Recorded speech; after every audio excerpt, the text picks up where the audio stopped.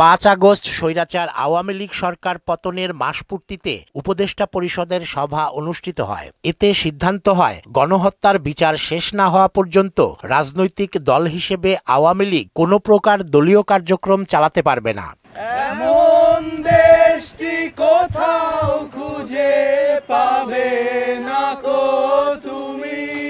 অন্তর্বর্তী সরকারের এই সিদ্ধান্তকে স্বাগত জানিয়ে অনির্দিষ্টকালের জন্য আওয়ামী লীগের রাজনীতি নিষিদ্ধের দাবি জানান তরুণ প্রজন্মের প্রতিনিধিরা।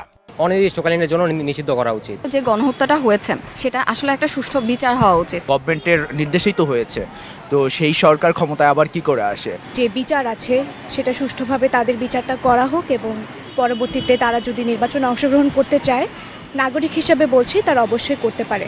জাতিসংঘের মাধ্যমে গণহত্যার পরিপূর্ণ তদন্ত শেষ না করে বিচারের আগে আওয়ামী লীগকে পুনর্বাসন করা ঠিক হবে না বলেও মনে করেন সচেতন মহল।